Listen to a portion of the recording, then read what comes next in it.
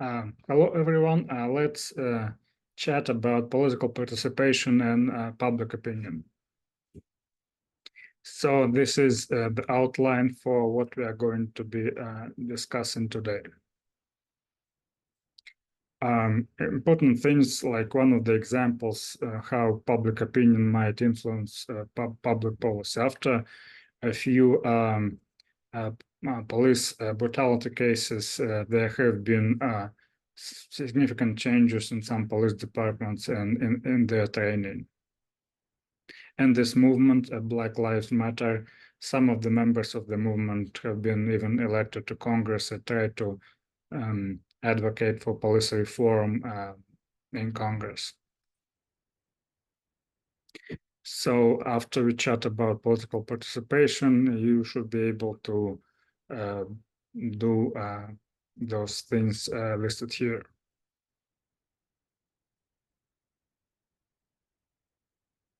Again, political participation is expression of someone's attitudes about politics. And again, the thing is, it could be done in different forms.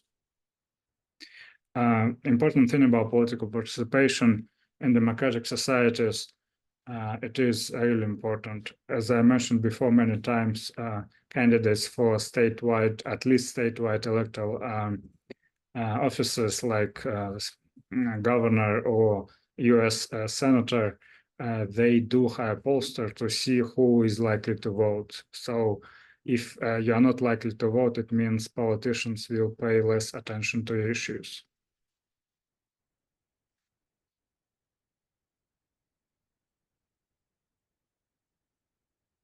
Yeah, one of the aspects of voting is important. And again, if you don't vote, politicians will not care about your issues. This is an important thing to understand.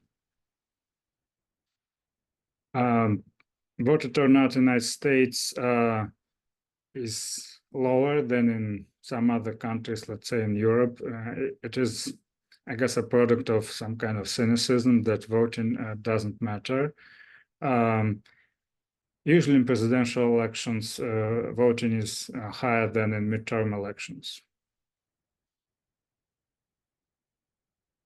An important thing about the United States, initially only white men who had like certain income level have been able to vote. So it took a while for women, African American, Native Americans to be able to vote in US election. This is kind of history of voter turnout in the United States. The low parameters in like 19th century, just an indicator that not many people have been eligible to vote, especially at the beginning of 19th century.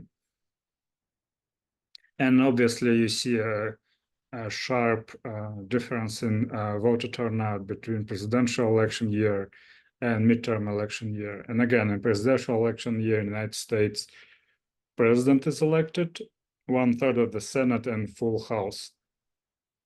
In midterm election, and sometimes there are elections on state level, some governors, state legislatures, stuff like this. On midterm election, we have elections for 1/3 of the Senate. Again, in Senate, 1/3 of senators are elected every 2 years. And we have full election in the House. A House gets like re-elected every 2 years. Things that could influence voter turnout, political silence, whether or not voters consider particular issues to be important in a particular year. For example, in 2024, for some people, democracy is at stake, so it will be like issue. Some people will are going to vote in 2024 election. And social capital, like networks of like friends, colleagues you have. Sometimes election is organized through churches, so the more connections you usually have, the more likely you to show up for elections. For example, in some of the churches, what clergy do, they like get the churchgoers, hire a bus, and like get them to the polling station. And interestingly, in some countries, voting is mandatory. You cannot. There's a punishment for not voting. And as you can see here, United States has the lowest voter turnout in comparison to other other developed countries. And again, it's due to cynicism widespread in American society that, oh, it's an oligarchy, voting doesn't matter, which is actually not true. And interestingly, yep. Okay, after we chat about limitations to political participation in the United States, you will be able to know these three things. Some of the factors which affect voter participation. Age. Here in the United States, the older you are, the more likely you are to vote. Younger people vote less frequently than older people. Income. The more affluent you are, the more likely you are to vote in the United States. Wealthy people vote more than people who are not so wealthy. Education. The higher level of education you have, the more understanding of American government you have, then you're more likely to vote. People with higher level educations vote more because they understand how to work the system, how government actually works. And they do know that politicians care about who is going to vote. If politicians know you're not going to vote, they will not care about your issues. Race, ethnicity. Usually in this country, white people tend to vote more than minorities. And voter fatigue, especially if you have the same candidates in election over and over again. And there are some issues with political participation in the United States. In some states, mostly Republican states, they try to implement strict voter registration requirements. In some cases, they try to implement government ID laws, which could be problematic. For example, recently I got Pennsylvania state ID, and I had to spend like $70 on it. And a DMV station where I got it was kind of far away, so I had to get an Uber or something. I could imagine some senior citizen, low income in rural area for which renewing government state ID could be problematic. Like they have to get a cab or Uber, which is less available in rural areas, right? And they have to travel and they have to pay I don't know, $70 to get it renewed. And if you're senior citizen on fixed income, that could be a problem. So in some states, in Republican states, what they try to do, they try to limit minorities' participation by passing strict voter registration laws. Gerrymandering, it's when every 10 years there's a census by US Constitution, and state legislatures, they redraw congressional maps for House, and they try to do it to benefit if a particular party is in control in state legislature, and it's usually state legislatures which implement those redistricting. They try to create a map which benefits them electorally. And the thing is, after Civil War, Jim Crow laws tried to prevent African Americans from voting. But again, last century, there have been a bunch of laws which prohibited racial discrimination in voting, and there have been increases in African American voting since those laws have been passed. So different ways for voter registration in the United States. You could do it at DMV. Like lots of people do it at DMV. You could do it at a county or government registration office, and you can like do it by mail. Sometimes some states allow online registration. So depending on the state, there are different ways for you to register to vote. So if you are a US citizen, make sure you vote in elections.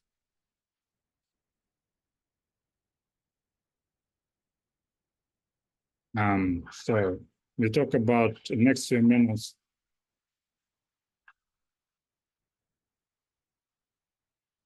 We'll talk about different ways to participate politically in politics than voting, and these are different ways.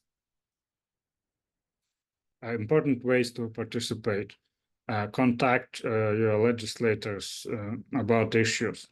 For example, I'm a member of American Political Science Association, and I remember once when one of the senators tried to block funding for political science in National Science Foundation budget.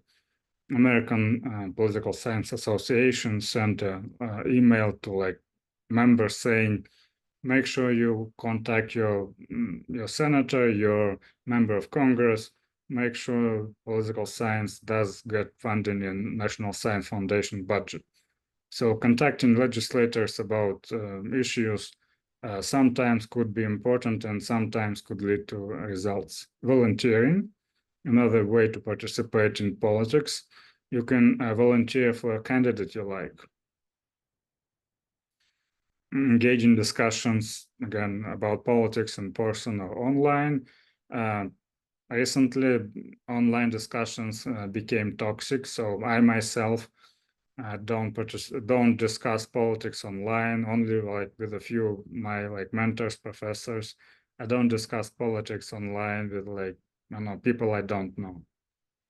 Another thing is if you are a citizen, if you are not, don't do it. You could donate money to your candidate. Again, it could be as little as like, I don't know, $5. You can participate in protesting. This is First Amendment right in United States Constitution. It is protected. Unlike in other countries, for example, in Russia, it's almost impossible to protest.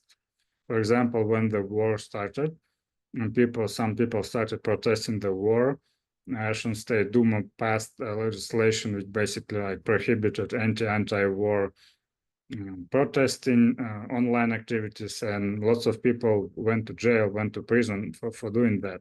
But in America, thank God, there is the First Amendment and you have the right to protest in the United States. And direct activism, try to persuade people to like participate in the cause you care about.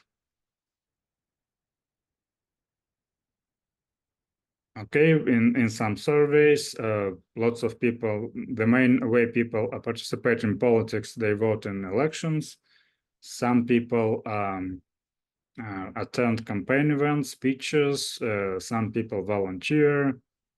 Comments online is like the easiest way to participate in politics.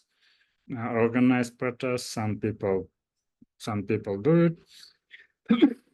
And donating money, again, like everybody wants money, so it's like least common way to protest, to participate in politics. Again, different ways in which Americans participate in politics, social media. In my view, the least useful way to participate in politics. Contacting elected officials would be sometimes important. Contributing money, local government meetings sometimes could be important. Like the smaller the government, the more like influence you probably would have. And just a little bit of Americans, like 5%, volunteered for a political campaign. Thing about donations, in the United States, there's a limit, but because of the very lax regulations and mainly Citizens United case, Supreme Court case, these donations don't matter because there are like legal ways to go around this limit in thanks to Citizens United case by a very conservative Supreme Court that we have in the United States now. In some countries, there are no limits. They don't see a problem with that.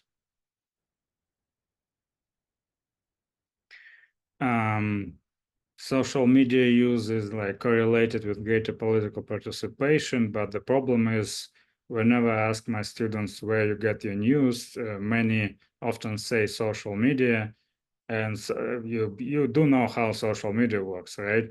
If you like certain posts of like certain political leaning, it means social media will feed you something similar. So you just get like reinforced in the views that you already have. So instead of getting news on social media, I strongly encourage you to get information from like regular media, like newspapers. Again, most newspapers have um, like accessible websites. Some of them don't, like Wall Street Journal, New York Times, Washington Post. You have to pay to read stuff, but some newspapers, like for example, The Hill, still decent newspaper, not very biased in any way. You can get their stuff for free. Protesting, very important if you care about your issue.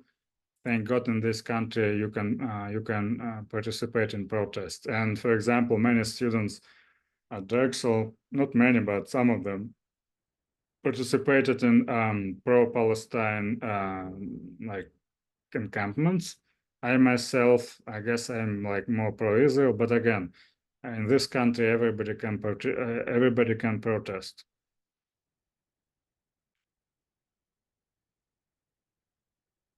Yeah, and some people protest based on like their racial identity and the problems they face in life.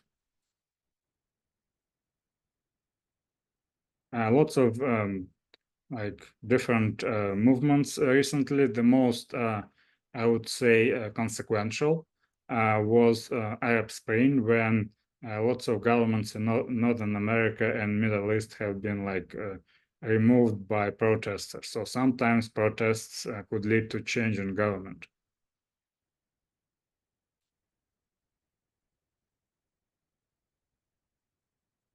Social capital, I guess, again, network of people you have. Um, Social media sometimes could lead to increase in social capital, but at least the way it works for me, if I meet someone on like on professional event, or I try to find those people on LinkedIn. It's a professional website for like professionals, and connect with those people at least on LinkedIn. So it's important to build your professional connections over time. Sometimes they could be useful. Okay. Learning outcomes for the discussion for the next few minutes.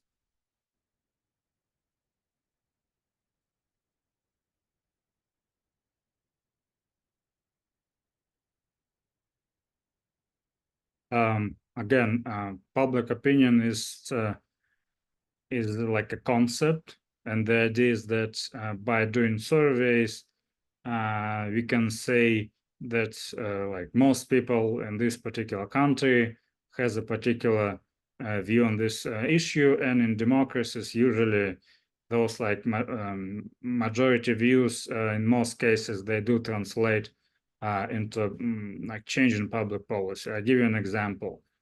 Gradually over time, over like a couple of decades, attitudes towards LGBTQ have become more positive overwhelmingly in American society. So at some point, even conservative Supreme Court issued a decision saying that same-sex marriage is legal in the United States. So even on the issues like that, if majority of Americans say, yes, we have favorable opinion, then it does translate into public policy, because America is a democracy in comparison to Russia, for example.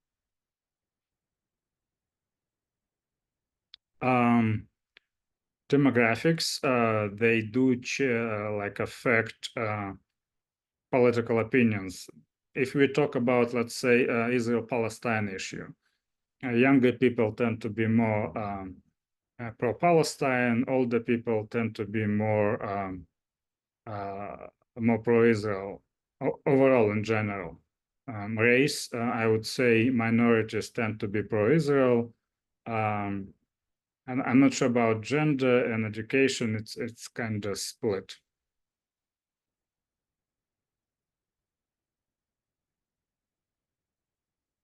And the political ideology, remember from previous lectures that political ideology saves time when you decide, okay, what position I'm going to take on a particular issue. If you know that like conservatives have like this opinion on this issue, people just tend to adopt a particular position held by like by people with the same political ideology.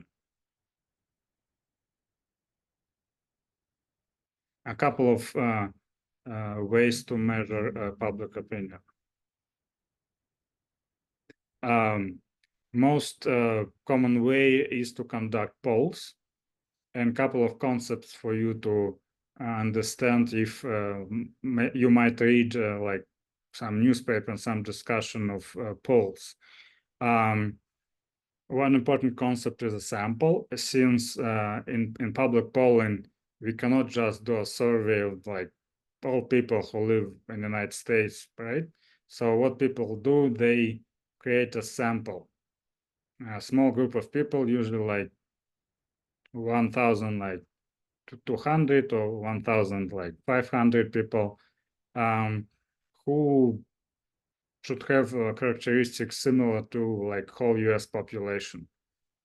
And the way to do it, people try to do it by probability sampling, which means that they like each member of American like society has like equal chance of getting into the sample when pollster creates his or her poll.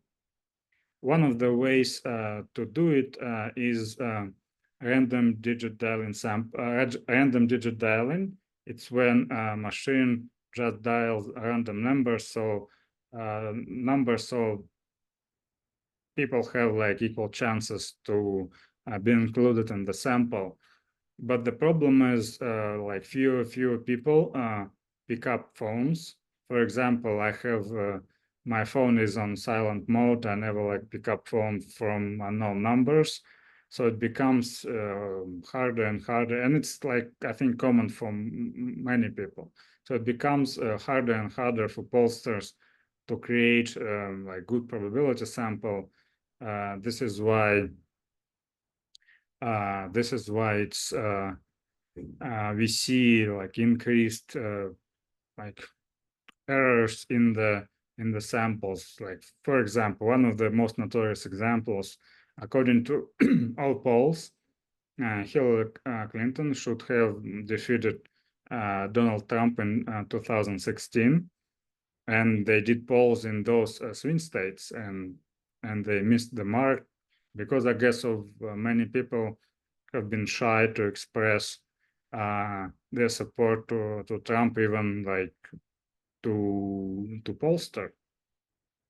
There are other ways to do samples, but they're considered, well, convenience sample is not scientific. You cannot, you just interview people who like close to you, who can get access to. You cannot make observations about public opinion based on convenience samples. And some people do cluster samples when you have like specific characteristics and randomly select people within those clusters. This is more scientific way to do to construct your sample. So these are the basic concepts you should be familiar with when you like read some polls. Yeah, and I have discussed some of this stuff already. Sample and error, the way to address it, so you don't have the people you need. Your sample doesn't represent the population. Selection bias when, for example, if you do random digit dialing on land phones, you're probably not going to reach younger people who use like cell phones and again, mostly communicate through apps.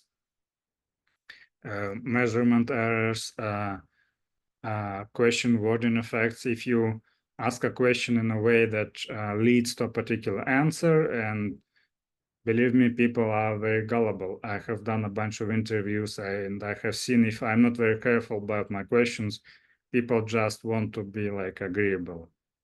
Interviewer bias, it's when a person who, like identity of a person who does the interview affects responses. So for example, if I am as a man, will ask a woman about like issues about sexual behavior, I could have some hesitancy if I have such questions in a poll. If let's say I'm a scholar who is studying sexual behavior. So identity of interviewer is kind of important and it could lead to bias in responses. Another thing is response bias. Sometimes people don't say what they actually think because of like various factors. Let's say we have a husband and wife, and let's say wife is a Democrat and husband is like secret Republican, and he gets he gets a call and somebody asks him what do you think about Donald Trump? But he loves his wife. He doesn't want to upset her, and he says, "Oh, I don't like that guy." So sometimes people don't actually say in the presence of his wife. Some people actually don't say what they actually mean. Social desirability bias. Yeah, this is when people think, okay, this opinion is popular, and I'm just going to give that opinion. This would be learning outcomes for our talk for the next couple of minutes. Thing is, policymakers, like between elections, they use public polls in like making decisions in many cases, or if they run for office, policymakers, they try to use public polls to see like what positions they should take on the issue to be elected. And again, in democracies, public opinion and policy outcomes are related. Usually, public opinion leads to shifts in public policy. Another thing would be interesting about public opinion research. After somebody won an election, you do exit polls and you could get characteristics of people who tend to vote for a particular candidate.